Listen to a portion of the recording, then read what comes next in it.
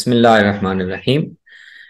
استفہام کے عنوان سے ایک سلسلہ ہے نشست اہل علم کے ساتھ ہم کر رہے ہیں، اور مختلف نوعیت کے مباحث، مختلف نوعیت کے موضوعات پر ہم ان سے استفادہ کرنے کی کوشش کرتے ہیں۔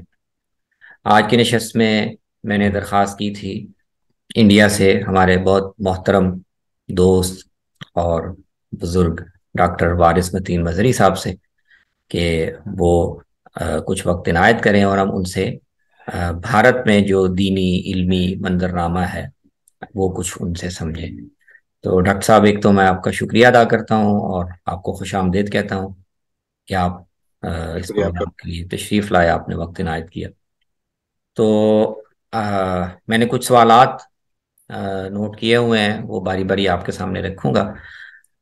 تھوڑا سا اگر آپ دیکھنے والوں کے لیے جو آپ سے واقف پہلے نہیں ہوں گے، ان کے لیے اگر آپ تھوڑا سا اپنے بیک گراؤنڈ کے بارے میں، تعلیمی سفر کے بارے میں، اور اس وقت آپ کہاں تعلیم و تدریس کی ذمہ داریاں انجام دے رہے ہیں، اگر تھوڑا سا بیان فرما دیں۔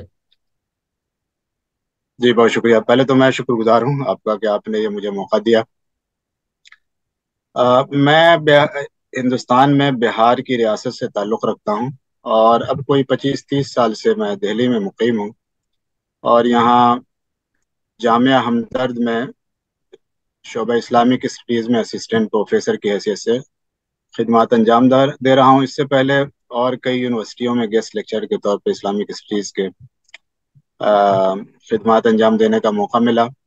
میری ابتدائی تعلیم مختلف مدارس میں ہوئی، اور پھر میری فراغت دارالعلوم دیوبند سے 1995 میں 1995 میں میری فراغت ہوئی۔ پھر جامعہ ملیہ سے میں نے گریجویشن کیا، وہیں سے پھر پوسٹ گریجویشن کیا اور پی ایچ ڈی وہیں سے کی، اور علی گڑھ مسلم یونیورسٹی سے ویسے میں نے عربی میں بھی ایم اے کیا۔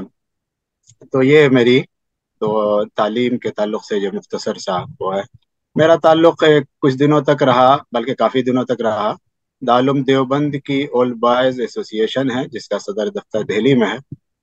تو وہاں سے ایک ترجمان کے نام سے، ترجمان دارالعلوم کے نام سے ایک جرنل نکلتا ہے جی پچھلے 20-25 سالوں سے۔ تو میں اس کا مدیر قریب 20 سال سے رہا۔ ادھر تو کچھ ذرا بے ترتیبی سی ہو گئی ہے، کچھ مسائل پیدا ہو گئے ہیں، تو لیکن 1999 سے میں اس سے جڑا رہا، اس کے مدیر کی حیثیت سے۔ تو یہ گویا میری اس طرح کی مصروفیت رہی ہے، مختلف اداروں سے تعلقات رہے ہیں، لیکن خاص طور سے دارالعلوم دیوبند کے اس ادارے سے۔ جی، مجھے آپ کا جو تعارف ہے وہ اسی مجلے کے ذریعے سے ہی ہوا تھا، ترجمان دارالعلوم۔ وہ کافی عرصہ ہمارے شریعہ کے تبادلے میں آتا رہا ہے۔ جی اور تو یہ جو تنظیم ہے، اور جیسا کہ مجلے کا عنوان بظاہر یہ بتاتا ہے کہ شاید یہ آفیشلی کوئی دارالعلوم ترجمان دارالعلوم دیوبند کی نمائندگی کرتا ہے، تو کیا اس تنظیم کی نوعیت کیا ہے؟ کیا دارالعلوم کے نظم کے تحت یہ کوئی تنظیم ہے، یا فضلاء نے اپنے طور پر بنائی ہے؟ نہیں، اور دارالعلوم دیوبند کے فضلاء نے اپنے طور پہ اسے قائم کی ہے، اور ہوں، آفیشیلی یہ دارالعلوم سے اس کا تعلق نہیں ہے، اچھا لیکن اچھا، ریپرزینٹ اس کو یہ تنظیم کرتی ہے، اور کافی بڑی تعداد میں فضلاء اس سے جڑے ہوئے ہیں، ہندوستان سے باہر مختلف ہوں، اداروں سے تعلق رکھنے والے مختلف سطح کے علماء، اور کافی معتبر اور مستند ادارہ سمجھا جاتا ہے، لیکن آفیشیلی اس کا کوئی تعلق دارالعلوم دیوبند سے نہیں۔ ہوں۔ ہاں، مجلے کے عنوان سے اس پر کوئی اشکال یا کوئی اس میں سوال نہیں ہوتا کہ جی ترجمان دارالعلوم، تو ایسے ہی لگ رہا ہے نا جیسے دارالعلوم چونکہ یہ دیوبند۔ فضلائے دیوبند کی ہی تنظیم ہے، ٹھیک ہے تو ٹھیک ہے، تو وہ دارالعلوم دیوبند کے مسلک منہج فکر کو ہی اسی کو ریپرزینٹ کرتا ہے۔ ریپرزینٹ کرتا ہے، اور اسی وجہ سے اس نے اپنا ترجمان دارالعلوم نام رکھا ہے۔ صحیح، اور اسی وجہ سے کوئی اس پر سوال نہیں پیدا ہوا۔ ہوں، ہاں، کسی نے آج تک، خود دارالعلوم دیوبند کے جو ذمہ داران ہیں وہ بھی انہوں نے بھی کبھی کوئی سوال قائم نہیں کیا، اور وہ اچھا تعلق رکھتے ہیں ہماری تنظیم سے۔ چلے یہ تو ایک اچھا خوشگوار تعلق ہے کہ فضلاء کی ایک الگ تنظیم ہے، اور وہ ایک طرح سے ادارے کو اور اس کے کام کو آگے بڑھا رہی ہے۔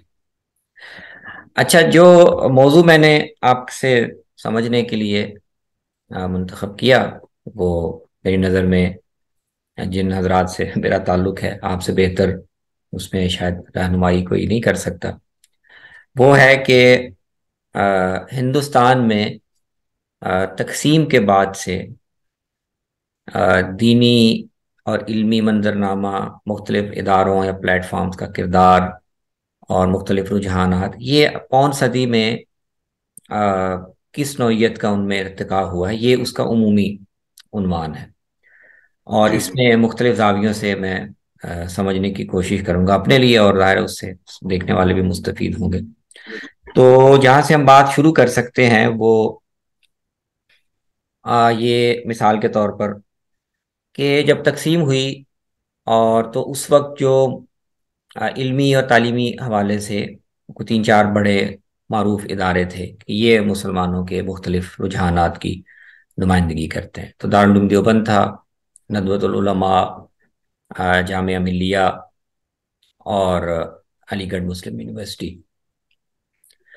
تو ایک یہاں سے ہم بات شروع کر لیتے ہیں۔ ایک تو آپ یہ بتائیں کہ کیا بڑے جو نمائندہ علمی ادارے ہیں وہ اب بھی یہی ہیں، یا اس میں کچھ اور ادارے یا پلیٹ فارم بھی شامل ہوئے ہیں آ، جو زیادہ جامع ایک ترجمانی کرتے ہوں انڈیا کے علمی دینی منظرنامے کی؟ اچھا، بہت شکریہ۔ جو بڑے ادارے ہیں دینی مختلف مکاتب فکر سے، وہ تو قبل از تقسیم کے ہی ہیں، یعنی تقسیم کے بعد کچھ ادارے تو یقیناً قائم ہوئے ہیں اور اپنی نوعیت اور کیفیت میں کافی بڑے ہیں، اور اپنے تعداد، طلبہ کی تعداد، اپنے اسٹرکچر کے لحاظ سے کافی بڑے ہیں، بلکہ دارالعلوم دیوبند سے مثلا بہت بڑے ہیں۔ یہ اشاعت العلوم کلکوا مہاراشٹر میں مولانا غلام مستانوی صاحب کا مثال کے طور پہ ادارہ ہے، اپنے اسٹرکچر کے لحاظ سے بہت بڑا ہے۔ لیکن جو ایک طرح سے نمائندگی کی بات ہے جو کمیونٹی کی، تو وہ جو پہلے کے ادارے ہیں انہی کو وہ وقار و اعتبار و استناد حاصل ہے، اور اس میں گویا وہی دارالعلوم دیوبند ہے، ندوۃ العلماء ہے، مظاہر ہیں، یا جامعۃ الفلاح ہے، اصلاح ہیں، اس طرح کے جو ادارے ہیں، وہ کافی ملت کے حوالے کی نمائندگی کے حوالے سے یہ ادارے ہی ہے۔ جامعہ اشرفیہ مبارک پور جو بریلوی مکتب فکر کا ایک بڑا ادارہ ہے، تو یہ سب ادارے ہیں جو نمائندگی کر رہے صحیح۔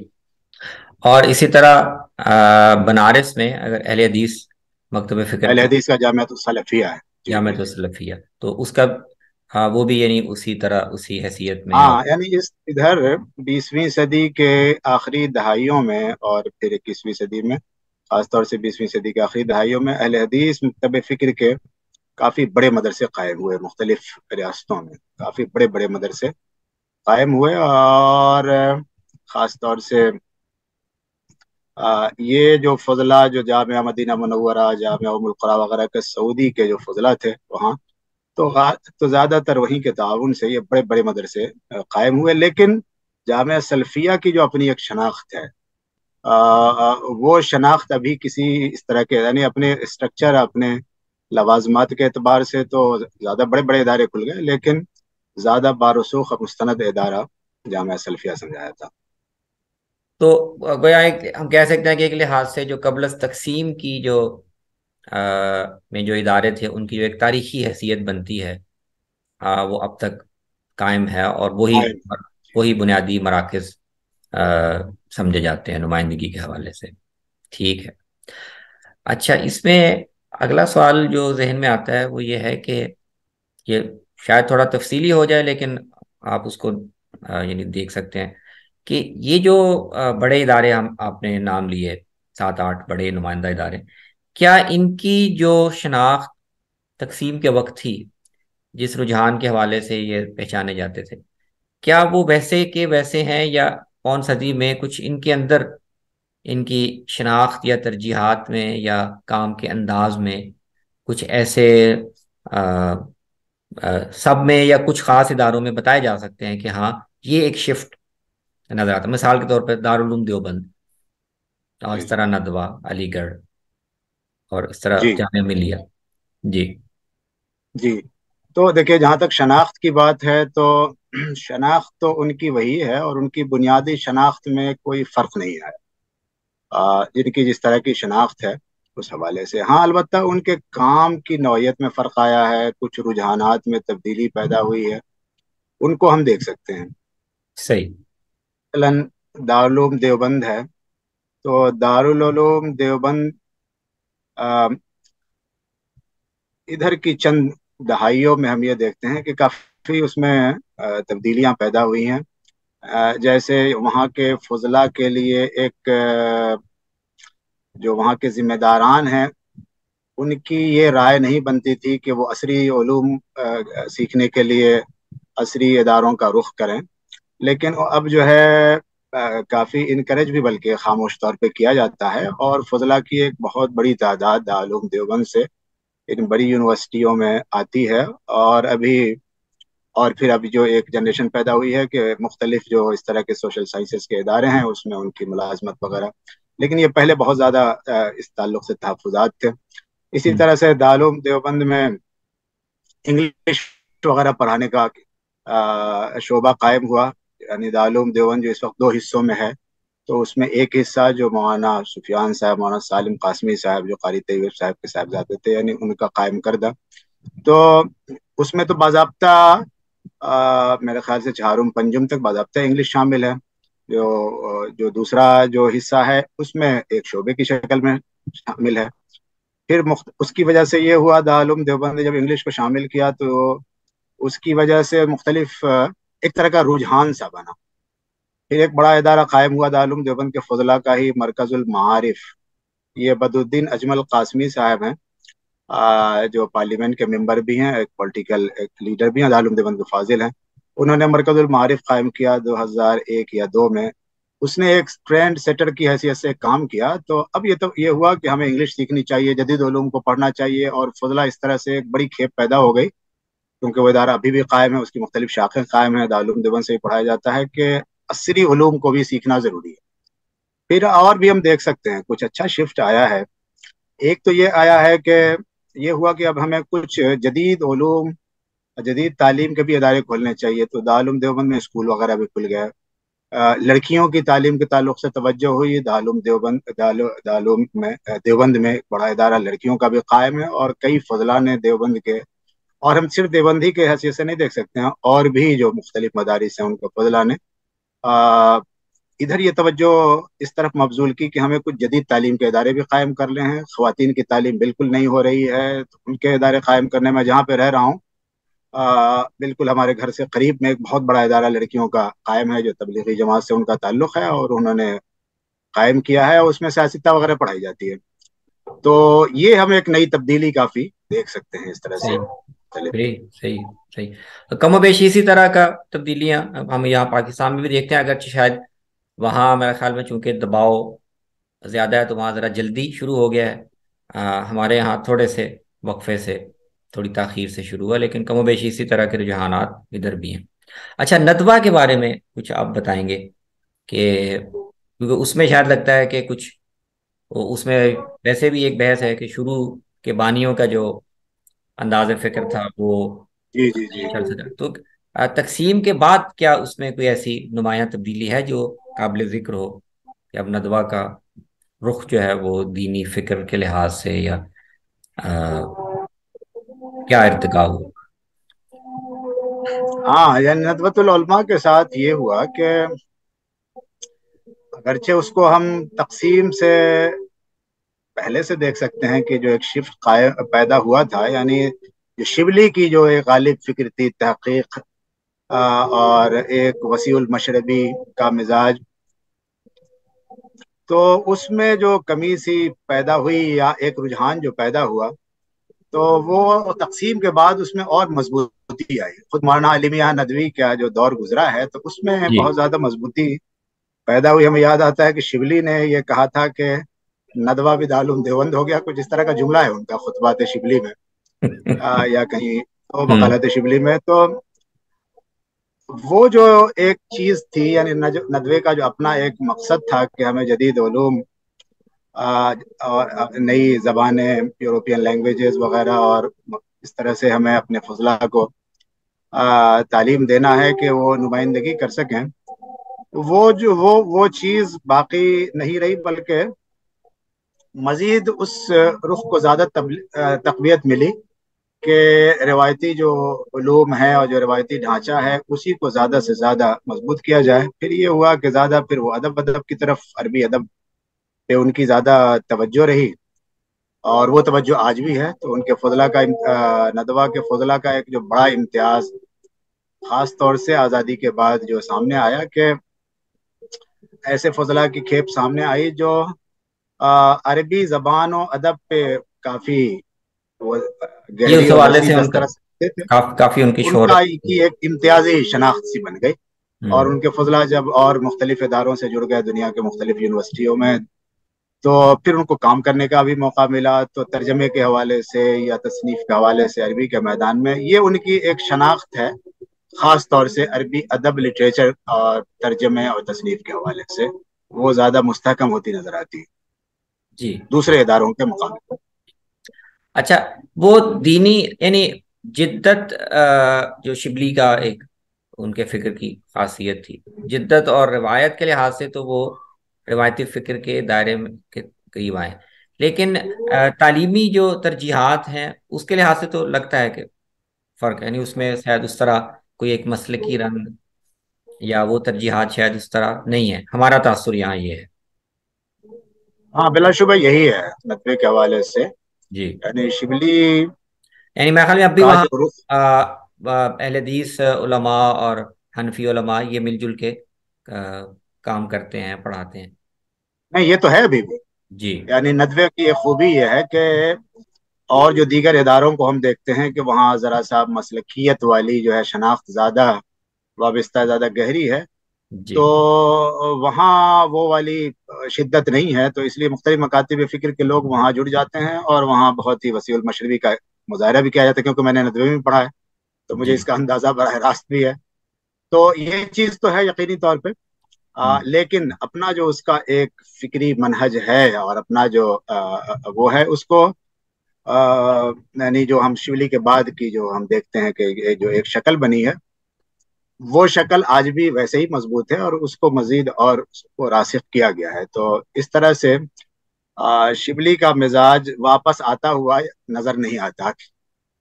مولانا جی، عالم یا ندوی کی شخصیت اور فکر کی بہت ہی گہرائی گہرے کے ساتھ اس میں گہرے اثر اثرات. اندازی نظر. بالکل جی صحیح. جی جی. بالکل. اچھا، تیسرا جو ایک الگ شناخت رکھنے والا ادارہ تھا، علی گڑھ. کچھ اس کے بارے میں بھی آپ بتا سکتے ہیں کہ آ، اس کا جو ساخت یا ایک سانچہ تقسیم کے وقت تک بن گیا تھا، کیا اس میں بعد کی ڈیولپمنٹ میں کوئی تبدیلی ایسی خاص آئی ہے جو نظر میں ہونی چاہیے؟ اچھا، علی گڑھ میں اب دیکھیے وہ ایک بڑی یونیورسٹی کی حیثیت سے ایک معروف ادارہ ہے جو ہندوستان کی بڑی یونیورسٹیاں ہیں ان میں سے انہی میں اس کا بھی شمار ہوتا ہے ایک بڑے ادارے کی حیثیت سے. اس کی جو اپنی شناخت ابھی بھی ہے کہ وہ ایک طرح سے روایت اور جدت دونوں کو کافی حد تک سنبھالے ہوئے ہے. اگرچہ وہاں بھی ایک کشمکش سی پائی جاتی ہے، لیکن ہم یہ دیکھتے ہیں کہ جیسے جامعہ ملیہ یا عثمانیہ، جو ہمارے اس طرح کے ادارے ہیں جو ذرا سا زیادہ جدت کی طرف یا زیادہ جدید تبدیلیوں کو انہوں نے اڈاپٹ کیا، اس کے مقابلے میں یعنی ماقبل تقسیم کا جو ہم دیکھ سکتے ہیں کہ ایک اسلامی رنگ اور ایک روایت، ایک وہ چیز ابھی بھی علی گڑھ مسلم یونیورسٹی کے ماحول میں مجموعی طور پہ پائی جاتی ہے. اگرچہ وہ نصاب وہی ہے، وہ سارا سیٹ اپ وہی ہے جو جے این یو کا، علی گڑھ اور دوسرے اداروں کا ہے، لیکن وہ رنگ زیادہ پختہ اب ثقافت والا نظر آتا ہے. جیسے یہ کہ ہم نے وہاں بھی پڑھا ہے تو اب ادھر تو کیا تو ہمیں براہ راست وہ نہیں، لیکن آپ بغیر شیروانی کے مثال کے طور پہ آپ جو ہے بعض جگہ نہیں جا سکتے، بعض اداروں میں، لائبریریوں میں. اس اچھا، طرح سے انہوں نے بہت ساری چیزوں کو بہت ہی مینٹین کر رکھا قائم ہے، رکھا. اپنی روایت کی اچھا. جو چیزیں ہیں، اپنے کلچرل جو ایک ہوں. رنگ ہے. جی یہ ہم دیکھ سکتے ہیں خاص طور سے. صحیح صحیح صحیح. صحیح. اور اگرچہ اب تبدیلیاں آ رہی ہیں تیزی سے، تبدیلیاں وہ ثقافتی، ٹھیک ہے، کچھ ایسا جو ماحول بن رہا ہے عالمی سطح پہ، تو اس کے زیر اثر یہ سب تبدیلیاں پھر آ رہی ہیں، یعنی آنے والے وقتوں میں لگتا ہے کہ یہ رنگ ہلکا ہوتا چلا جائے گا۔ ٹھیک ہے۔ اچھا، ایک چونکہ شیخ الہند کے تحریک سے اور ان کے خواہش پہ کچھ اس طرح کا عمل ہوا تھا کہ دارالعلوم دیوبند سے کچھ حضرات علی گڑھ میں گئے اور جی وہاں جی پڑھانے کے عمل میں بھی شریک ہوئے۔ تو اس وقت ہم جو نام مختلف سنتے ہیں علی گڑھ یونیورسٹی سے جو لوگ وابستہ رہے دینیات کی فیکلٹی سے، تو ان میں زیادہ ندوہ کے حضرات یا مدرس اصلاح کے یا فلاح کے ہیں، یا یہ ہمارا یعنی ایک غلط تاثر ہے؟ اب بھی دیوبند کے فضلاء، روایتی دینی فکر کے لوگ بھی وہیں جاتے ہیں اور ان کی فیکلٹی میں جی اور جی جی ہیں ابھی بھی موجودہ اچھا، جو وہاں دو یعنی تین اس طرح کے ادارے ہیں یا دو ادارے ہیں، یعنی ایک تو فیکلٹی آف تھیولوجی ہے جو ایک سنی، یعنی دو شعبوں پہ مشتمل ہے، ایک سنی تھیولوجی کا شعبہ ہے اور ایک شیعہ تھیولوجی۔ تو سنی تھیولوجی کا جو شعبہ ہے، بہت مشہور مولانا سعود عالم قاسمی صاحب وہیں کے جی فاضل ہیں، جی، مسلم قاسمی صاحب ہیں جو اس سے پہلے صدر شعبہ تھے اور غالباً دین بھی تھے، اور دو تین اور ادھر اور لوگ ہیں وہ سب دارالعلوم دیوبند کے فضلہ ہیں۔ تو جہاں تک میری معلومات میں زیادہ تر دارالعلوم دیوبند کے فضلہ ہیں ان کی فیکلٹی، اچھا اچھا۔ لیکن اور دوسرے بھی ہیں، ندوی حضرات بھی اور دوسرے، لیکن کمیت میں دیکھتے ہیں کہ ہم زیادہ دارالعلوم کے فضلہ کا اثر رہا ہے اس پر۔ تو وہ حضرت شیخ الہند کی روایت پھر یعنی ایک طرح سے عمل قائم ہے، ہو رہا ہے وہ قائم، تسلسل قائم ہے جی۔ ٹھیک ہے، بہتر ہے۔ اچھا، دو اداروں کا آپ نے ذکر کیا، تھوڑا سا اگر ان کے بارے میں بتا دیں، کیونکہ ان کے اہداف یا ان کا مقصد مختلف تھا، ملیہ اور عثمانیہ کا۔ تو یہ کیا جس مقصد کے لیے، جس ویژن کے تحت قائم ہوئے تھے، کیا اسی ڈگر پہ ان کا سفر جاری ہے یا وہاں پر بھی کچھ تبدیلیاں آ گئی ہیں؟ اگر ہم اسی تناظر میں دیکھیں کہ جن مقاصد کے تحت اس کا وجود عمل میں آیا تھا، ابھی ہم جامعہ ملیہ کی ہم بات کریں تو ظاہر ہے اس میں تو کافی فرق پیدا ہو گیا ہے۔ وہ ایک سیکولر یونیورسٹی ہے اور اس کے مطابق اس کا سارا سیٹ اپ ہے، سارا نظام اسی کے مطابق چلتا ہے، لیکن بہت کچھ باقی ہے، بہت کچھ اس میں ترقی بھی آئی ہے، بہت ساری چیزوں میں زوال اور تنزل بھی آیا ہے۔ تو وہاں اسلامک اسٹڈیز کا شعبہ ہے، اس کے علاوہ ایک ذاکر حسین انسٹیٹیوٹ آف اسلامک اسٹڈیز ہے، اس سے کئی مجلات نکلتے ہیں، انگلش میں، ہندی میں، اردو میں مختلف مجلات نکلتے ہیں، اور سرگرمیاں رہتی ہیں، اس طرح کی انٹلیکچوئل ایکٹیویٹیز ہوتی رہتی ہیں۔ تو ہوں، یہ جو دو تین شعبے ہیں ان کے ذریعے ایک طرح سے نمائندگی ہوتی رہتی ہے۔ باقی جو ایک سیکولر یونیورسٹی کا جو پورا ایک سیٹ اپ ہوتا ہے اپنے مکمل وجود کے ساتھ، وہ ہے غیر مسلم طلبہ کی بھی اچھی خاصی تعداد ہوتی ہے، لیکن جو سوشل سائنسز کے شعبے ہیں یا لینگویجز کے ہیں تو اس میں جو ہے بڑی تعداد مسلم طلبہ کی ہوتی ہے۔ تو ایک رنگ تو کافی ابھی بھی ہم دیکھتے ہیں کہ علی گڑھ کی طرح سے علی گڑھ میں کچھ زیادہ رنگ پختہ ہے، لیکن کافی اسلامی مسلم رنگ جامعہ ملیہ پہ اسلامیہ لگا بھی ہوا ہے، تو اسلامی رنگ کافی نظر آتا ہے، اور سرگرمیاں بھی کافی اس طرح سے رہتی ہیں کہ دلی میں ہونے کی وجہ سے عالم اسلام کے مختلف تعلیمی وفود وغیرہ، شخصیات وغیرہ، اسکالرس وغیرہ جو آتے ہیں تو زیادہ تر ان کا رخ جامعہ ملیہ کی طرف ہوتا ہے، ان کے لیکچر، ان کی چیزیں، اس کی وجہ سے ایک اچھا سا ماحول جامعہ ملیہ کا نظر آتا ہے۔ صحیح، صحیح۔ اور جامعہ عثمانیہ ہاں وہ تو جامعہ خاص عثمانیہ البتہ تراجم کے لیے جامعہ اور علوم کے جی انتقال جی کے جی لیے؟ حیدرآباد میں جامعہ عثمانیہ جو ہے وہاں کافی کمی آئی ہے۔ اب جو ہے اس کی مختلف وجوہات ہیں۔ وہاں جو اسلامی اسٹڈیز کا شعبہ ہے، دائرۃ المعارف العثمانیہ وغیرہ کا دائرہ بہت زیادہ محدود ہو کر کے رہ گیا۔ تو ان اداروں میں جو ہم دیکھ رہے ہیں، مسلم اداروں میں جو قائم ہوئے تھے، عثمانیہ پہ یہ شناخت یا یہ سرگرمیاں بہت زیادہ محدود ہو گئی، محدود تر ہو گئی۔ اس کے مقابلے میں جو مولانا آزاد نیشنل اردو یونیورسٹی ابھی قائم ہوئی ہے 80s میں میرے خیال سے جی، تو میں وہاں بھی 2 سال میں پڑھاتا رہا، تو میں نے براہ راست میرے مشاہدات ہیں وہاں۔ اس کے مقابلے میں چونکہ وہ اردو یونیورسٹی ہے، اس کو پارلیمنٹ کی طرف سے اردو کا ہی مینڈیٹ ملا ہوا ہے، تو اس کی اپنی سرگرمیاں اور اس پہ جو ایک رنگ ہے وہ کافی، اگر اسلامی نے کہیں تو ایک مسلم روایت کا رنگ ہر اعتبار سے کافی پختہ سا اس پہ نظر آتا ہے، ٹھیک بنسبت ٹھیک۔ عثمانیہ کے جو ظاہر ہے کافی قدیم ہے اس کے مقابلے میں۔ ہوں۔ عثمانیہ جو ہے وہ ایک یعنی ایک طرح سے ماڈرن یونیورسٹی میں آپ کہہ رہے ہیں کہ بدل گئی ہے، کن- جی جی جی بدل گئی ہے۔ بالکل۔ ٹھیک۔ تو یہ چیز جو ہے وہ بالکل، حالانکہ اپنی تاریخ کے اعتبار سے دیکھیں تو اس کی بڑی شاندار تاریخ رہی ہے، وہاں جی جی جس طرح سے تعلیم، ترجمے اور اسلامی فکر پہ کام ہوا، بڑی شخصیات سے وہاں سے وابستہ رہی، مناظر حسن گیلانی وغیرہ جی وغیرہ۔ جی۔ تو اب وہ سب چیزیں نہیں ہیں بالکل، ہوں۔ وہ کافی اس میں محدودیت آ گئی۔ ٹھیک۔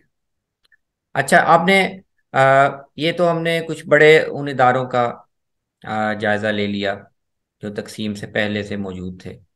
اب میرے خیال میں اگر ہم مدرسۃ الاصلاح اور مدرسۃ الفلاح کی بات کریں تو ان کا جو ایک خاص رجحان ہے علمی، اور وہ بھی میرے خیال میں اسی طرح سے کوئی اس میں خاص فرق نظر نہیں آتا، اسی مقام مدرسۃ الاصلاح ہے تو وہ اسی رخ پر کام کر رہا ہے جیسے۔ جامعۃ الفلاح کا جو رخ ہے وہ زیادہ مضبوط، ادھر چند دہائیوں میں زیادہ مضبوط ہوا ہے کہ ہمیں جدید علوم کو سکھانا چاہیے۔ تو جی اس لیے ان کے یہاں یہ خاص امتیاز ہے ان کا، جامعۃ الفلاح کا اور کچھ اہل حدیث مدارس کا، کہ وہ اپنے سلیبس میں انہوں نے ان ساری چیزوں کو شامل کیا ہے۔ لینگویج کی سطح پہ انگلش بالکل شروع سے ہے، اس کے علاوہ جدید علوم، میتھمیٹکس، فزکس اور جو مختلف چیزیں ہیں وہ ان تمام چیزوں کو پڑھاتے ہیں، اور اس پہ ان کا گویا ایک طرح سے ترکیز ہے۔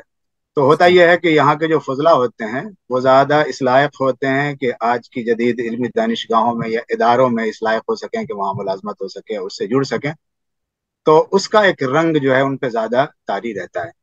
تو روایتی جو ہماری دانشگاہیں ہیں وہ جس طرح سے کمیونٹی کو لے کے ریپرزینٹ کرتی ہیں، چاہے وہ مظاہر علوم ہو، دیوبند ہو، جامعہ اشرفیہ ہو، سلفیہ ہو، وہ والی بات تو نہیں ہے، کمیونٹی کو کی نمائندگی کرنے والی بات تو نہیں ہے، لیکن ان کا یہ ہے کہ وہ ایک طرح سے ایک برج بن جاتے ہیں کہ وہ روایتی علوم اور جو جدید علوم کے درمیان جو کچھ ادارے بیچ کا کام کر رہے ہیں، رب ان پیدا میں کر سے جامع جامعۃ الفلاح اور کا۔ کچھ اہل حدیث مدارس جو نئے قائم ہوئے ہیں وہ بھی۔ ٹھیک ہے۔ اور یہ جو نئے علوم کی طرف رغبت کا، انگریزی زبان اور اس طرح کی چیزیں، اس میں جو یعنی سنی مکتب فکر کے ان میں بھی کچھ طرح کا رجحان دیکھنے میں، کیونکہ فضلاء میں تو ایک نظر آتی ہے ہمیں، اس پر ابھی بات کرتے ہیں۔ بریلوی فضلاء میں بہت نئے رجحان دکھائی دیتے ہیں، لیکن کیا ان کے اداروں میں بھی یہ جھلک دکھائی دیتی ہے، وہاں پر بھی یہ ادراک ہوا ہو یا احساس ہوا ہو؟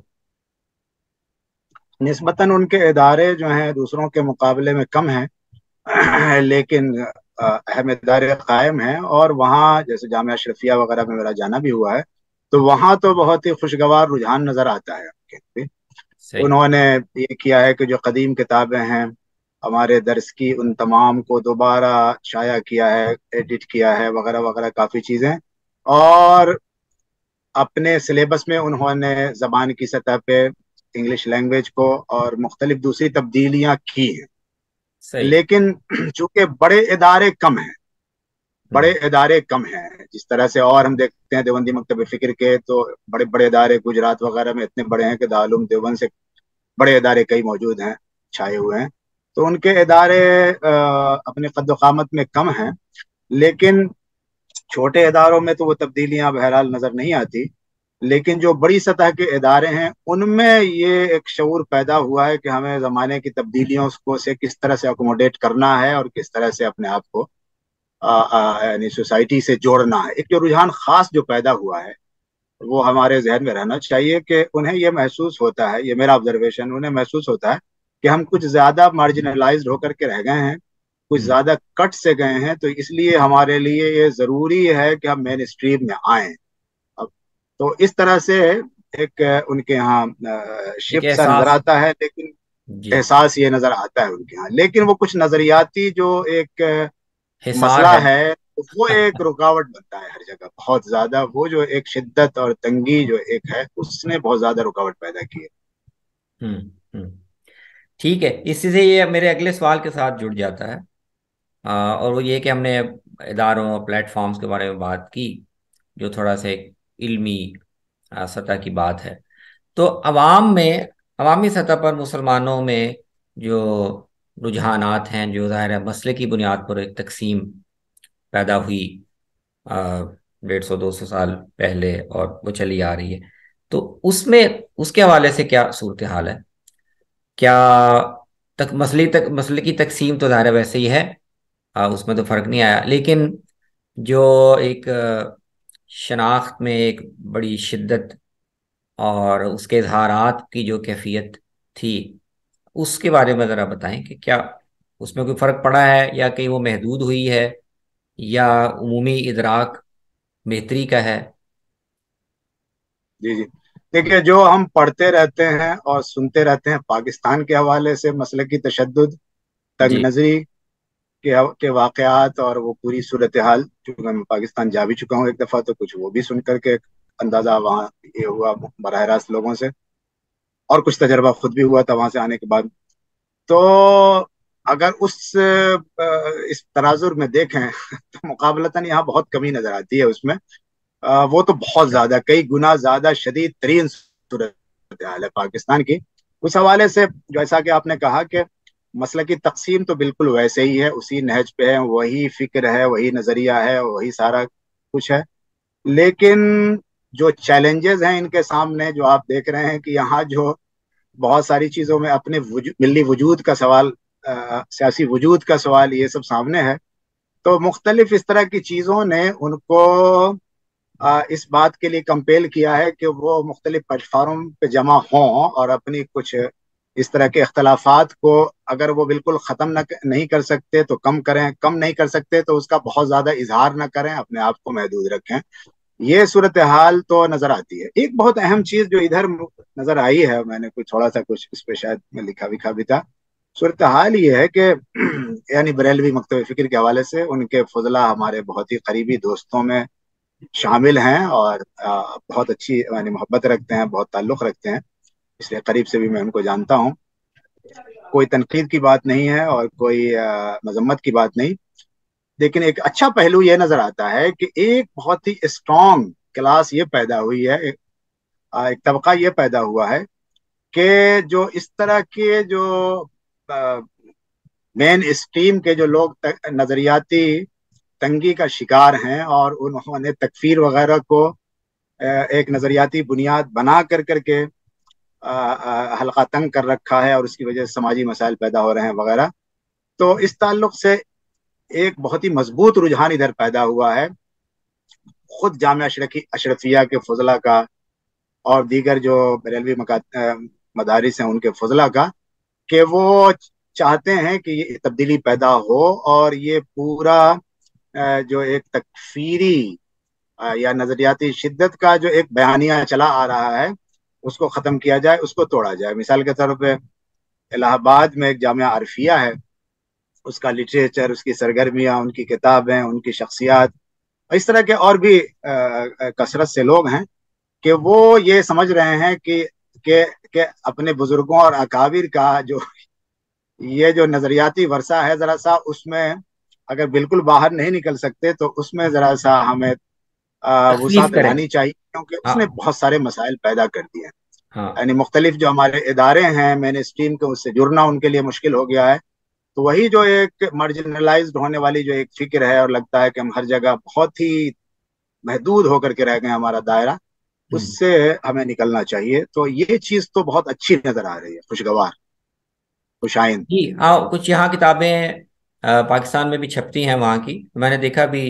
मेरे ख्याल में शायद आपने भी उस पर रिव्यू लिखा है, जिशान अहमद बिस्पाही जी जी साहब, जी उनकी जो जी जी जी। थी। उससे उन्होंने हाँ वो नहीं, बड़ी, उसका अभी तकरीज उन्होंने कहा था तो मैंने लिखा था जी। हाँ नहीं वो बड़ी इल्मी लिहाज से भी अच्छी मयारी किताब है, और उसमें वो जो एक क्लासिकी वसत हम कलामी मसाइल जी में जी जी اب اس میں نظر جی آتی ہے، اور اس میں اور بھی انہوں نے کچھ چیزیں، تو اس سے مجھے اندازہ ہوا، اس طرح مدرسہ ڈسکورسز میں ہمارے ساتھ جو آ، ساتھی جی جی تھے، تو اس سے مجھے اندازہ ہوا کہ کچھ بہتر تبدیلی بریلوی مکتب فکر میں وہاں بھی یہاں بھی آ صحیح ہے. رہی ہے.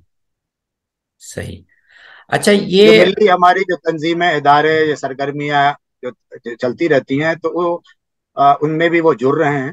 جی ایک طبقہ کم از کم جڑ رہا ہے، کیونکہ وہ بالکل ایک ملی وجود کی بقا کے لیے چونکہ ایک دم بالکل ضروری ہے. تو بڑے علماء فضلہ بھی جو مدارس کے ہیں، جو اپنا ایک نظریہ ویسا رکھتے ہوں، لیکن ایسی جگہوں پہ وہ آگے آ کر کے تھوڑا اس خلا کو کم کرنے کی کوشش کر ٹھیک رہے ہے. جی، یہ خوش آئند ہے، ماشاء اللہ. ہیں. جی اچھا، ایک تقسیم تو ظاہر ہے بڑی تقسیم یہ رہی ہے بر صغیر میں.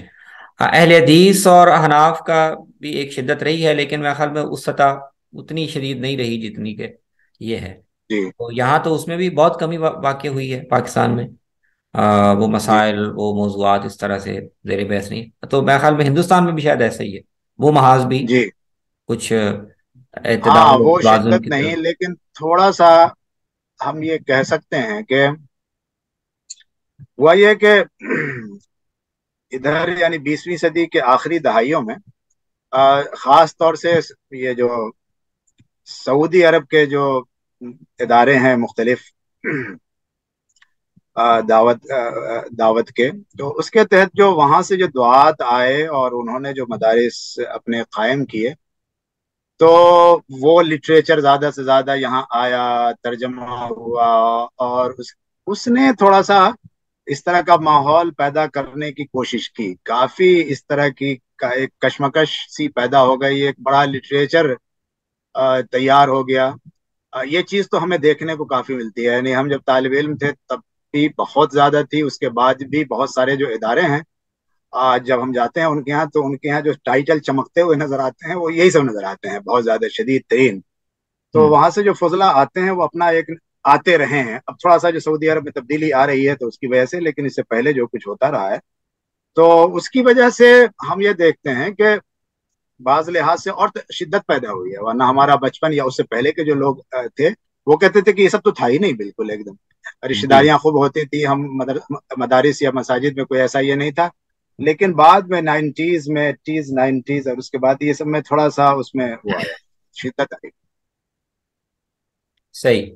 اچھا، تو سلفی جو موومنٹ ہے، ظاہر ہے جو اس کے ماخذ مصادر ہم سعودی عرب میں دیکھتے ہیں، تو پاکستان میں میں اس پہ تھوڑا غور بھی کرتا ہوں کہ وہاں جو سلفی شناخت کے بنیادی مسئلے اور موضوعات ہیں، وہ یہاں پاکستان میں وہ موضوعات نہیں ہیں. مطلب وہ صفات کی جو بحث ہے نا، کلامی بحث ہے، تو وہاں تو سلفی اصل میں اس سے اپنے آپ کو آئیڈینٹیفائی کرتے ہیں، وہ رفع دین اور آمین سے اس طرح نہیں ہاں، کرتے. حیات النبی وغیرہ کا مسئلہ ہمارے یہاں نہیں آپ کے ہاں حیات ہے. النبی کا مسئلہ نہیں ہے.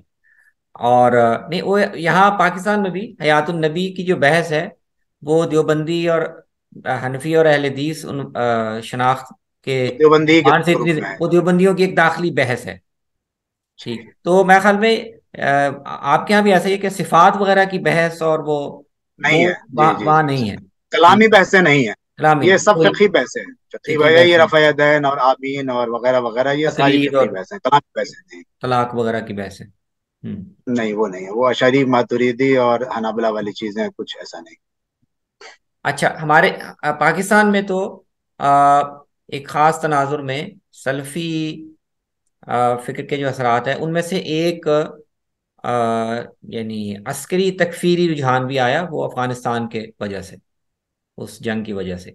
تو کیا وہ ادھر بھی کسی انداز سے آیا ہے یا وہاں اس طرح سے نہیں آیا؟ یعنی اہل حدیث مکتب فکر میں اس طرح کا کوئی نہیں، تکفیری رجحان. یہ جو القاعدہ اور اس طرح یہ وہ ہے نا ڈسکورس، نظام اور حاکمیت الہیہ، اس بنیاد پر جمہوریت کی تکفیر اور سیاسی پارٹیسپیشن کو غلط سمجھنا جی وغیرہ، یہ ادھر انڈیا میں بھی یہ شاید میرا خیال دیکھیے، مسترد سے. چند افراد میں یہ چیز تو ہو سکتی ہے. بعض دفعہ بعض افراد سے کچھ ایسا انٹریکشن ہوا تو لگا کہ بعض کا ذہن ایسا ہے.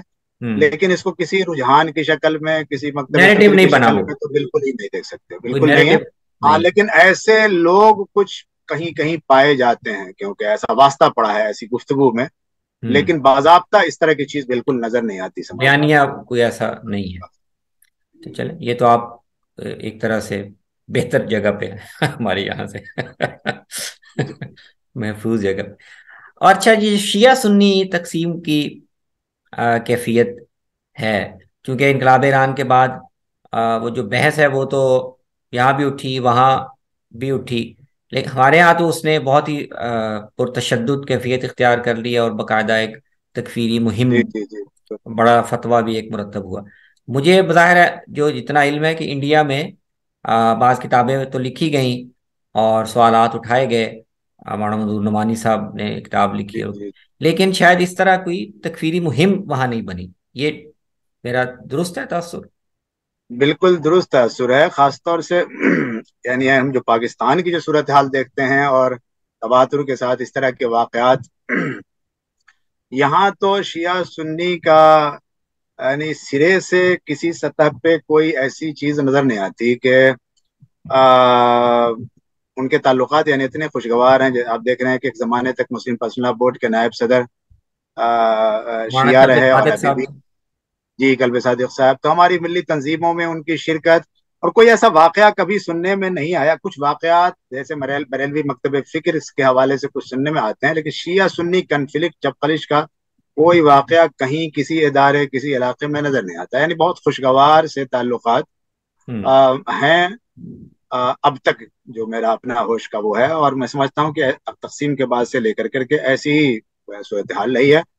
اور ہمارے جو اختلافات جو ہیں شیعہ سنی کے، اس پہ زیادہ کوئی لٹریچر وغیرہ بھی نہیں ہے، زیادہ اس طرح کا کوئی پروگرام یا یہ وہ ہوتا ہو اور اس میں رد و قد کا مزاج ہو، ہوں جس طرح سے اور ہم دیکھتے ہیں سلفیت کے حوالے سے یا بریلوی مکتب فکر سے، ہوں شیعوں کے حوالے سے اتنا شیعہ سنی کا نہیں ہے بالکل، صحیح ہے۔ اس میں اور کوئی ڈویژن مولانا، نہیں ہو۔ جی مولانا منظور نعمانی رحمۃ اللہ علیہ کی جو کتاب تھی، وہ یہاں تو بہت، وہ تو گویا اس نیریٹو کی ایک بائبل بن گئی تھی، لیکن جی انڈیا جی میں اس کی پذیرائی کیا اسی طرح ہی ہوئی، یا بس وہ ایک بہت زیادہ اس کو رسپانس نہیں ملا؟ نہیں، شروع میں دیکھیے 80s وغیرہ میں تو ہوئی، چونکہ مختلف پروجیکٹ وغیرہ کی شکل میں یہ چیزیں سامنے آئیں، کیونکہ وہ جو رجحان ایک نوجوانوں کا بن رہا تھا جو ایرانی انقلاب سے متاثر ہو رہے تھے، ہوں تو کچھ ہوں باہر کے بھی جو ممالک ہیں ہمارے، انہوں نے خاص طور پہ اس پہ توجہ دی، جو سنی ممالک ہیں، کہ یہ تو مسئلہ پیدا ہو جائے گا، تو وہاں کے یہاں کے علماء کو، ایک اداروں کو اس طرح سے ان کی کاؤنٹر کاؤنٹر نوازشات نیریٹو ایک دینا پڑے گا۔ کاؤنٹر نیریٹو وہ کرنے کے لیے، لیکن تو 80s وغیرہ میں تو اس کا رہا ہے، لیکن اس کے بعد وہ آہستہ آہستہ وہ ختم ہو گیا، یا بہت ہی سکڑ کر بہت سی سمٹ گیا۔ بالکل ٹھیک ہے۔ جس میں بنیادی کتاب وہی تھی مولانا منظور نعمانی کی، منظور نعمانی صاحب، جو ایرانی انقلاب اور خمینی ٹھیک شیعت کا۔ جی ٹھیک۔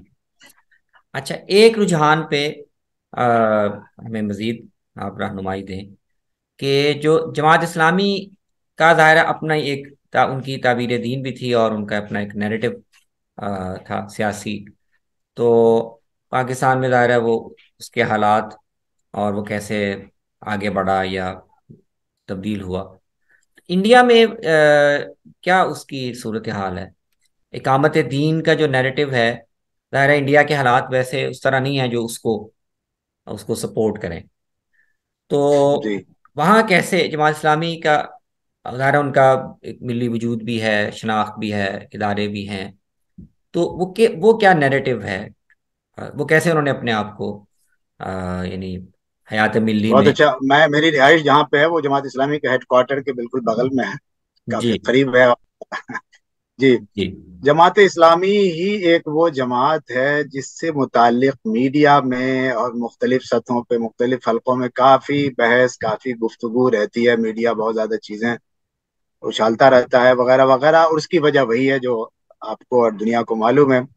ہوا یہ ہے کہ ان کا جو اقامت الہیہ وغیرہ کا جو تصور تھا، تو اس کے تعلق سے بیانیہ بدلا تو نہیں بالکل، کبھی انہوں نے کوئی اس پہ معذرت خواہانہ انداز کوئی اختیار نہیں کیا، اور ہوا یہ کہ وہ سارا جو لٹریچر جو قبل از تقسیم گویا شائع ہو رہا تھا، اسی طریقے سے اسی تواتر کے ساتھ یہ ساری کی ساری چیزیں شائع ہو رہی ہیں. یعنی ایسا نہیں ہوا کہ ان چیزوں کو، جو مولانا مودودی کی کچھ چیزیں ہیں، ان کی اشاعت بند ہو جائے وہاں سے. تو پھر یہ سوالات قائم ہوتے رہے. خود مسلم جو دوسرے حلقے ہیں وہ بھی یہ سوالات خوب قائم کرتے رہے، اسکالرس یعنی سیکولر اسکالرس بھی اور دوسرے اسکالرس بھی اور خود میڈیا وغیرہ بھی. اب ہوا یہ ہے کہ جماعت اسلامی اس طرح کے موضوعات پہ جس کا تعلق سیاست سے ہے بالکل زبان نہیں کھولتی، کچھ نہیں اپنے آپ کو اس نے زیادہ تر علمی خدمات اور کچھ مختلف چیریٹی وغیرہ کے کام، ہاسپٹل بھی چلاتی ہے، مختلف اسکول ہیں اس کا میڈیا میں بھی ہے. تو دوسرے موضوعات پہ اور دوسرے فرنٹ پہ اس نے اپنے آپ کو محدود کر لیا ہے اور بہت بڑا کام کر رہی ہے اس وقت. بہت ہی اسٹرانگ، بہت ہی وسیع، بہت بڑی جماعت ہے. اس کا اسٹرکچر، اس کے ادارے، اس کی چیزیں پورے ہندوستان کے مختلف اس میں تو وہ چل رہے ہیں. تو اس نے یہ کیا کہ سیاست کے حوالے سے زبان ہی نہ کھولی جائے. البتہ اگر جو ایک مطالبہ ہے کہ بھائی آپ زبان کھول کر کے اپنا موقف واضح کیجئے، آپ اس کو دوبارہ نظر ثانی کیجئے، اس میں تبدیلی لائیے. تو اس طرح سے بہت واضح انداز میں تو نہیں، لیکن ہم دیکھتے ہیں کہ کافی تبدیلی اس حوالے سے بھی ہوئی ہے. یعنی شروع کے سالوں میں ہم یہ دیکھتے ہیں کہ 50 60 وغیرہ میں الیکشن وغیرہ میں یعنی ووٹ دینا، پارلیمنٹ کا ممبر ہونا، یہ سب کی بھی اجازت نہیں تھی. لیکن جو پہلے امیر تھے ابو اللیث صاحب، انہوں نے پسچے بیعت کر دے کے رسالہ لکھا اور پھر یہ سب تبدیلیاں پیدا ہوئیں. اور اب ہم یہ دیکھتے ہیں کہ 80s 90s تک آتے آتے اور اب جو ہے کافی تبدیلیاں، کافی وسعت آ چکی ہے، بہت زیادہ وسعت آ چکی ہے. بس زیادہ سے زیادہ ہم یہ کہہ سکتے ہیں کہ وہ جو ان کا اپنا جو ایک شعار اپنا وہ رہا ہے اقامت دین، یا اس طرح سے وہ یہ نہیں کہتے کہ ہمارا اس سے کوئی واسطہ نہیں ہے، کوئی تعلق نہیں ہے، لیکن عملی طور پہ یعنی فکری طور پہ تو ہے، جی لیکن ٹھیک ہے. عملی طور پہ ان چیزوں سے اب ان کو کچھ لینا دینا نہیں رہا. ہوں. صحیح بات تو یہی ہے. اور یہ بھی لگتا ہے کہ جو ایک علمی تشخص ہے اور علمی اور دینی معاملات میں ایک باقاعدہ اپنا موقف رکھنا، یہ بھی وہاں جی پر جو مولانا کی تعارف تھا کہ وہ ایک عالم دین بھی ہیں اور ان کا اپنا علمی مسائل میں، دینی مسائل میں، یہ میرے خیال میں انڈیا یہ سب میں سے بھی بڑا ایسا لگتا امتیاز ہے، ہے، بلا امتیاز ہے. شبہ. یہ اور سب اس سے بڑا لحاظ سے امتیاز یہ ہے کہ یہاں جی، فکری وسعت بہت ہے. جی جی، کیا فرما رہے ہیں؟ یعنی فکری آپ وسعت کچھ تو کہہ ہے رہے ہی. تھے. ہاں میں کہہ رہا تھا کہ فکری وسعت تو ہے ہی، لیکن وہاں پر مسلسل علمی تعارف رکھنے والی شخصیات جماعت اسلامی میں مسلسل موجود ہیں جو انڈیپینڈنٹلی اپنی آراء دیتی ہیں. تو وہ جی میں بالکل. یہاں سے تقابل کر رہا تھا کہ یہاں جماعت اسلامی نے وہ اپنا رول چھوڑ دیا ہے. تو جیسے وہاں وہ سیاسی موضوعات پہ زبان نہیں کھولتے، تو یہاں جماعت اسلامی نے دینی اور علمی موضوعات پہ بات کرنا چھوڑ دی.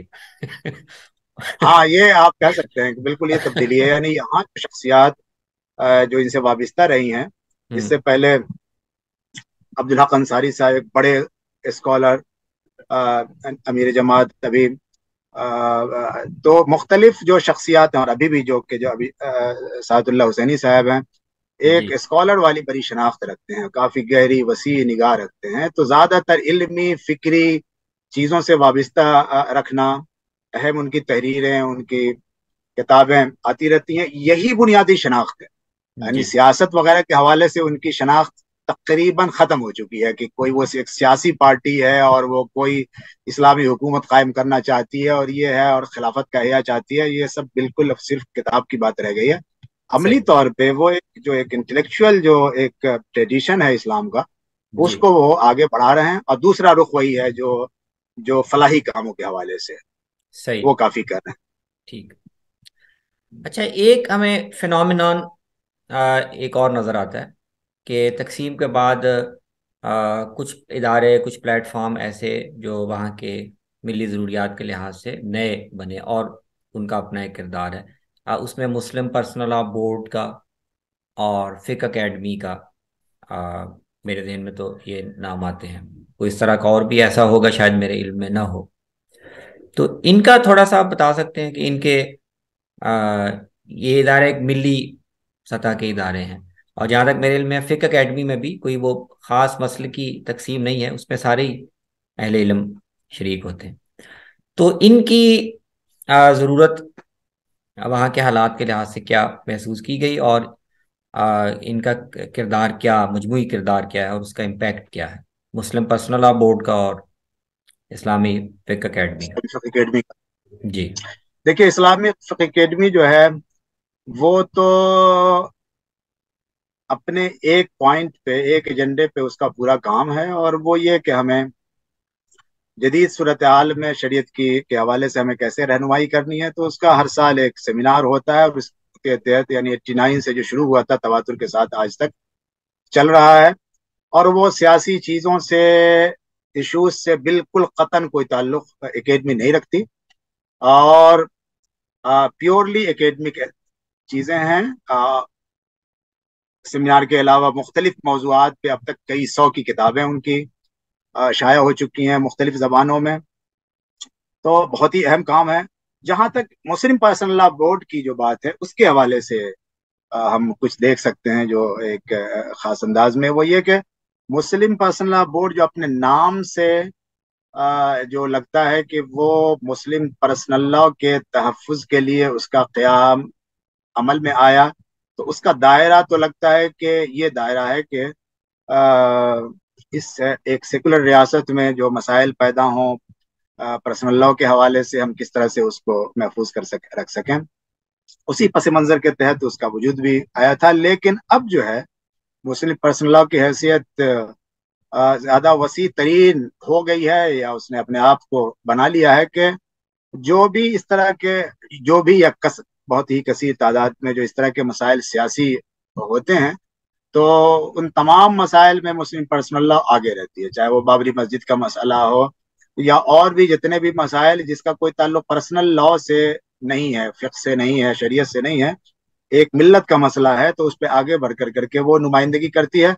اور حکومتی سطح پہ ہمارا میڈیا وہ بھی ان کو یہ حیثیت دیتا ہے، یعنی ایک بہت بڑے نمائندہ ادارے کی حیثیت اگر کسی کو حاصل ہے اس حوالے سے تو مسلم پرسنل لا بورڈ کو حاصل ہے. تو صحیح. اس طرح سے اس کا دائرہ بہت زیادہ، اسٹرکچر بہت ہی چھوٹا، لیکن اس کا انفلوئنس دائرہ بہت ہی زیادہ وسیع ترین ہے.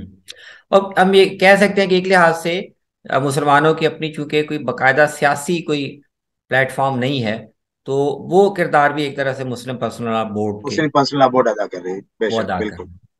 جی جی. ٹھیک ہے. اور دونوں کا بظاہر لگتا ہے کہ ایک یعنی ایک احترام ہے اور ایک امپیکٹ ہے، ایک کردار ان کا فقہ اکیڈمی جی کا بلا بھی شبہ. پرسنل لا بورڈ کا. جی کافی بڑا، کیونکہ انہوں نے بھی وسیع المشربی کا ثبوت دیا ہے. جی. اکیڈمی کے بھی سیمیناروں میں وہ مختلف مکاتب فکر کو جمع کرتے ہیں، بہت ہی اہم بات ہے. یعنی بریلوی مکتب فکر کو بھی، اہل حدیث کو بھی، دیوبندی مکتب فکر کو بھی، اور یہی مسلم پرسنل لا کا بھی ہے. وہ ٹھیک ہے دیوبندیوں نے قائم کیا اور بانی وہی تھے، اور غلبہ انہی کا ہے، لیکن وہ سب کی نمائندگی دیتے ہیں، چاہتے ہیں شامل نہ ہونے والا نہ ہو، لیکن وہ چاہتے ہیں کہ زیادہ سے زیادہ لوگ ہمارے ساتھ جی. شامل رہیں. یہ جی. وسعت ہے. ٹھیک ہے. اچھا، اب ہم آخری تقریباً مرحلے میں آ گئے ہیں، اور ایک دو سوال اس سے متعلق بنتے ہیں کہ جو ہم نے ساری گفتگو کی، یہ سارے ایک طرح ادارے، پلیٹ فارم، رجحانات، یہ ایک طرح سے مین اسٹریم کے رجحانات ہیں، اور ایک طرح سارے یہ روایتی دائرے کے ہی مختلف شیڈز ہیں. تو جی لیکن میرے خیال میں ہر جگہ ہی ایک بڑی بحث وہ یہ ہے کہ روایت پسندی یا جدت پسندی یا تجدد پسندی کی جو ایک بحث ہے، پاکستان میں تو بہت ہے. تو انڈیا میں وہ یہ تو نہیں کہا جا سکتا کہ نہیں ہے، لیکن اس کی ریفلیکشن کہاں کیسے ہو رہی ہے؟ کیا ایسے بیانیے یا ایسے حلقے یا ایسے اہل علم وہاں ہیں یا کون ہیں کہ جو ان روایتی مواقف یا تعبیرات یا ترجیحات سے مختلف باتیں کر رہی ہوں، اور ان کے سننے والے موجود ہوں؟ مثلا ایک لحاظ سے شاید ہم کہہ سکتے ہیں کہ مولانا وحید الدین خان، راشد شاہ صاحب کا نام سننے میں آتا ہے. اب ریسنٹلی مجھے لگتا ہے کہ شاید جاوید احمد غامدی صاحب کی بھی کوئی ایک آڈینس وہاں ہے. تو ہو گئی. یہ جی جی جی، جی. اس پہ آپ تھوڑا روشنا، یہ تجدد پسندوں کا وہاں کیا اچھا دیکھیں، کوئی ایک طبقہ یا ایک باضابطہ ایسا بہت ہی نمایاں رجحان آ، کسی یا ایک ادارے کی شکل میں، جس طرح سے پاکستان میں المورد ہے تو ایک ادارہ ہے اور وہ اس کی نمائندگی کرتا ہے، ایسا تو کچھ نہیں ہے۔ ہوں لیکن اس میں کوئی شک کی بات نہیں ہے کہ ایک رجحان پنپتا سا نظر آتا ہے، اور وہ مختلف حلقوں سے وابستہ ہے، یعنی اس کو کسی ایک مکتب فکر تک ہم محدود نہیں کر سکتے۔ ہوں دیوبند میں کے جدید فضلہ میں، جنہوں نے کچھ دیوبند سے استفادے کے بعد ذرا سا ان کو موجودہ دنیا سے واقفیت کا موقع ملا ہے، تو مختلف فضلہ ان کے کافی اس کی نمائندگی کرتے ہیں۔ جماعت اسلامی کے جو مختلف افراد ہیں، اور زیادہ تر جماعت اسلامی کے افراد جو ہیں وہ مدارس کے ہی فضلہ ہیں، جی تو جماعت اسلامی میں یہ رجحان بہت زیادہ اسٹرانگ ہے۔ اس کو دیکھ سکتے ہیں مختلف شخصیات کے حوالے سے۔ لیکن چونکہ مجھے جو لگتا ہے کہ باضابطہ کوئی ایک ایسا ادارہ نہ ہونے کی وجہ سے اس نے ایک باضابطہ رجحان کی شکل جس طرح سے پاکستان میں اختیار کی ہے، جو وہاں کے سوشل میڈیا کے بھی حوالے سے اور مختلف مجلات وغیرہ کے حوالے سے نظر آتی ہے، وہ یہاں نظر نہیں آتی۔ مولانا مولانا وحید الدین خان کی جو چیزیں تھیں وہ اس کو پروموٹ کرنے والی تھیں، لیکن بدقسمتی سے یہ ہوا کہ مولانا کا کوئی حلقہ نہیں بن پایا، بالکل بالکل ہی کوئی حلقہ نہیں بن پایا، اور ان کو اس کی فکر بھی نہیں ہوتی تھی، چونکہ مجھے ان کے ساتھ بھی کچھ کام کرنے کا موقع ملا ہے، تو یہ بار بار ہماری بات بھی ان سے رہتی تھی۔ تو جس طرح سے مولانا جاوید احمد غامدی صاحب کا ایک مضبوط سا حلقہ بن گیا، مولانا مودودی کا مولانا وحید الدین خان کا کوئی حلقہ بالکل نہیں بنا، اور راشد شاز وغیرہ تو کو لوگوں نے بالکل ہی توجہ نہیں دی، اور وہ کبھی پبلک پلیٹ فارم پہ نہیں آئے، زیادہ سے زیادہ کچھ لکھنے کے علاوہ انہوں نے کبھی کسی بحث مباحثے میں کبھی شریک نہیں ہوئے، تو ان کا تو بالکل ہی کچھ خاص وہ نہیں ہوا۔ تو یہ فرق ہے کہ یہ ہم خاص فرق پاکستان اور اس حوالے سے کہ افراد کی سطح پہ تو کچھ چیزیں ہیں پائی ہوں جاتی ہیں، ادارے کی سطح پہ یا ایک باضابطہ ایک رجحان کی شکل کوئی میں وہ جی چیز نہیں پائی۔ کوئی آرگنائزڈ اس کی ترجمانی آرگنائز ترجمانی نہیں ہے، نہ کوئی نہیں ایسا رسالہ مجلہ، نہ ہے کوئی اس طرح کا ادارہ، کچھ نہیں۔ لیکن وہ رجحان جو ہے وہ مختلف شکلوں میں جو روایتی طبقے ہیں ان میں کچھ نہ کچھ وہ پینیٹریٹ وہ پایا جاتا ہے، بالکل وہ بالکل، کر اب رہے وہ ہر مکتب فکر میں، چاہے وہ بریلوی مکتب فکر ہو، دیوبندی مکتب فکر ہو۔ ہیں۔ لیکن میں اپنے طور پہ اس لیے نہیں کہ میرا تعلق دیوبند، یعنی میں دیوبند کا فاضل ہوں، لیکن مجھے جو خوشگوار تبدیلی خود دیوبندیوں میں پائی جاتی ہے، نظر آتی ہے، ان کے فضلہ میں نظر آ رہی ہے کہ وہ ایسی مختلف چیزوں کو ان کو ریسیو کر رہے ہیں۔ روایت کی نظر ثانی، اس کو ریویو اور ری تھنک کرنا چاہتے ہیں، یہ رجحان ان کے یہاں ہے، جی یعنی جدت کی طرف ایک میلان، ہوں اسلامی جدت پسندی کی طرف۔ جی ٹھیک ہے، میرا بھی احساس یہی تھا کہ ایک پازیٹیو جی جی یہ موجود ہے۔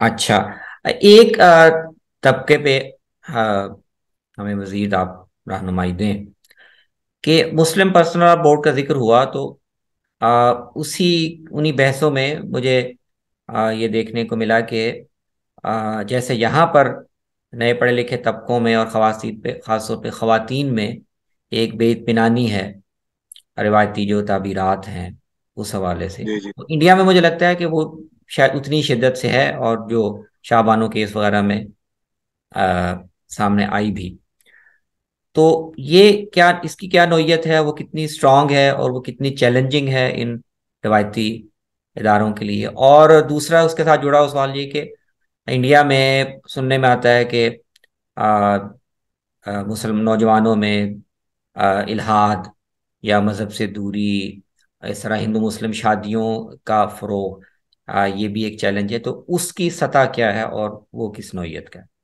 کہ ان دو سوالات پہ آپ کچھ ارشاد تو فرمائیں۔ یہ جو خواتین کے جو ایشوز ہیں، آپ نے اچھی توجہ دلائی اس کی طرف، یہ تو کافی مضبوطی کے ساتھ یہ پایا جاتا ہے، اور خاص طور سے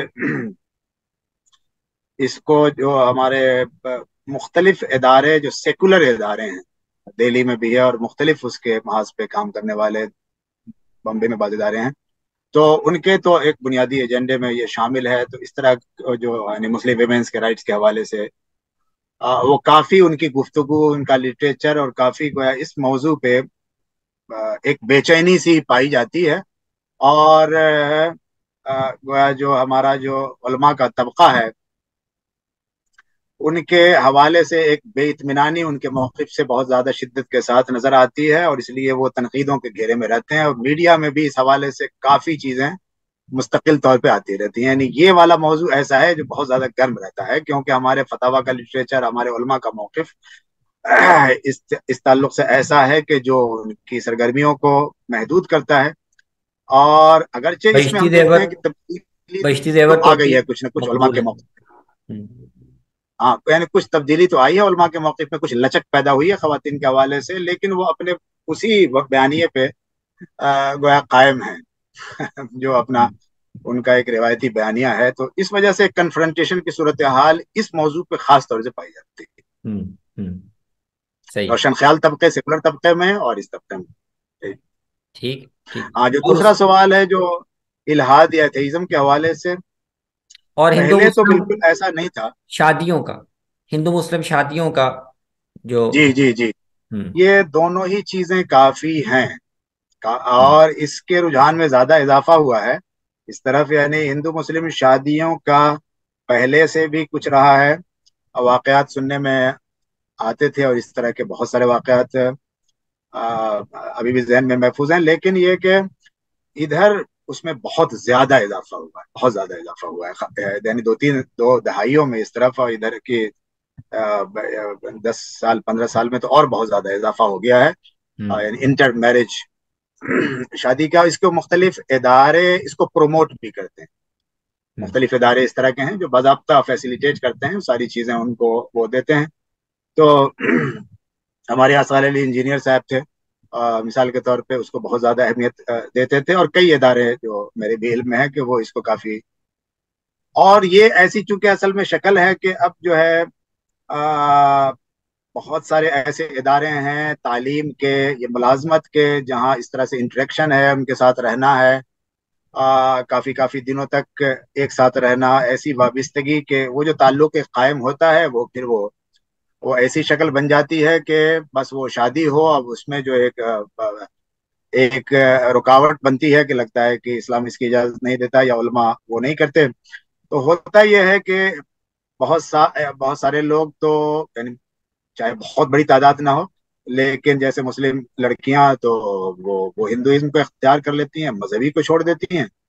اور بہت ساری وہ ہوتی ہیں کہ وہ کہتی ہیں کہ نہیں ہم مسلمان ہی ہیں، لیکن ان کا شوہر جو ہے وہ غیر مسلم ہے. اس طرح سے بھی وہ رہ رہے ہیں شادی کر کر کر کے کہ میں مسلم ہوں، لیکن بہت سارے واقعات میں انہوں نے اپنا کنورٹ بھی ہو جاتی ہیں کہ ہاں ٹھیک ہے ہم ہندو ہو چکے ہیں. ہم، یہ صورتحال نظر آتی ہے. اس میں ایک نیا فینومینن جو جڑ گیا ہے وہ یہ ہوا ہے کہ ایتھیزم کا یا ایکس مسلمز کا، یہ پہلے نہیں تھا. یہ بالکل ایک دم نیا سا ابھی ابھر کر کے سامنے آیا ہے کہ ہم، کچھ ایکس مسلم جو ہے وہ چیمپئن اس کے سامنے آئے ہیں. اور میڈیا میں، اب میڈیا کو تو ظاہر ہے اس طرح کے افراد، اس طرح کے لوگ چاہیے، ہم، تو اب ان کو کافی اسپیس میڈیا نے دے دیا ہے، اور سوشل میڈیا پہ تو خود اپنا ان کا ہے. تو اس طرح کے لوگ پہلے ہم یہ دیکھتے تھے کہ تھے، تو پہلے بھی کبھی ایسا نہیں رہا کہ، لیکن وہ پہلے بہت ہی دبے رہتے تھے، چھپے ہوئے رہتے تھے، اپنے آپ کو سامنے لانے سے ڈرتے تھے یا جو بھی ان کا ایک تحفظ ہو ذہن میں. اب وہ تحفظات بہت زیادہ کم ہو گئے ہیں، ان کو پروٹیکشن حاصل ہے، ان کو لگتا ہے کہ بس یہ وقت ہے کہ ہمیں سامنے آنا چاہیے. تو یہ ایکس مسلم والا جو ایک رجحان پیدا ہوا ہے اسلام کو چھوڑنے کا، ارتداد کا اور ایتھیزم کا، ہم، اور وہ بڑھتا ہوا نظر آ رہا ہے. وہ بڑھتا ہوا نظر آ رہا ہے. جی ٹھیک. اور ان دونوں کے حوالے سے جو مذہبی طبقے ہیں ان کی متوجہ ہونے کی کیا، آپ ایک تو یہ کہ جو شادیاں ہیں، مجھے یہاں سے یہ تاثر لگتا ہے کہ اس کو علماء یا روایتی طبقے اس طرح سے کوئی فتوے کا موضوع نہیں بنا رہے، وہ اس کو حکمت سے ہی دیکھ رہے ہیں. کوئی ایشو اس کو انہوں نے اس طرح نہیں بنایا کہ اس پر کوئی فتوی بازی کی جائے. دیکھیے، اس پہ کوئی پولیٹیکل اسٹیٹمنٹ دیں، یہ کریں، کوئی تحریک چلائیں، کوئی اس کو جلسے جلوس کا موضوع بنائیں، ایسا تو نہیں ہے. جی. ہاں لیکن اگر ہمارے دارالفتاؤں سے علماء سے کوئی فتویٰ پوچھے تو وہ کہتے ہیں کہ بالکل ناجائز حرام ہے، نہیں، وہ یہ فقی تو کہتے ہیں. فقی حکم ہاں تو ظاہر ہے فقہی یہی بتائیں گے. لیکن اس کو ایشو بنا کر کے باضابطہ اس کو نہیں آگے کر رہے. بڑھیں، ایسا نہیں کر رہے ہیں وہ، ٹھیک. کیونکہ ان کو لگتا ہے کہ اس سے مسائل پیدا ہوں گے. تو وہ ہاں ایسا نہیں یہ کرتے۔ ظاہر ہے وہ مسئلہ حل نہیں ہوگا، اور الٹا ایک اور پریشر جو ہے وہ جی بلڈ ہو جی، جائے گا۔ جہاں ٹھیک تک یہ جو الحاد والا جو ہے، یہ جو پیدا ہوا ہے اس سے متعلق ایک بے چینی تو ہمارے دینی فکری حلقوں میں پیدا ہو گئی ہے، لیکن ان کو یہ سمجھ میں نہیں آ رہا ہے کہ اس کا سولوشن کیا ہے، ہمیں کرنا کیا ایڈریس ہے، کیسے کریں؟ کیونکہ ابھی ایڈریس کیسے کریں۔ ابھی بھی ہمارے مدارس میں جو یہ جو چھوٹے چھوٹے ایشوز ہیں مسلکی انداز کے وہی چھائے ہوئے ہیں، وہی کتابیں، وہی لٹریچر، اسی طرح کے محاضرات، اسی طرح کے، تو اس میں ابھی بھی وہ زیادہ مشغول نظر آتے ہیں۔ اس جدید چیلنج کو کیسے ایڈریس کریں، یہ ان کو سمجھ میں نہیں آتا، اور اب تک کوئی ایسی پہل نظر نہیں آ رہی ہوں، کہ ہم کیسے اس کو ٹیکل کریں۔ ٹھیک ہے۔ یہ جتنا میرا توقع تھی اس سے کچھ چند منٹ اوپر ہوئے، لیکن ماشاءاللہ آپ نے بہت جامعیت کے ساتھ سارا منظر ہمارے سامنے رکھ دیا۔ کوئی آپ سمجھتے ہیں کہ کوئی اور پہلو ایسا ہے جو سمجھنے کے لیے، جو میرے سوالات میں نہ آیا ہو لیکن اس پر، اس کی میرے طرف خیال سے یعنی ملی جو ایشوز ہیں، جو منظرنامہ ہے، اس حوالے سے تو کافی اکثر چیز آ گئی ہیں۔ کوئی خاص مفید؟ پوائنٹ تو میرے ذہن میں نہیں ہے، اگر آپ کے سوال سے کوئی چیز ابھر کے آ جائے تو، لیکن مجموعی طور پہ تو چیزیں آ گئی، ایک نقشہ اس جو میں آتا ہے شامل ہوگی۔ آنا چاہیے سامنے جی۔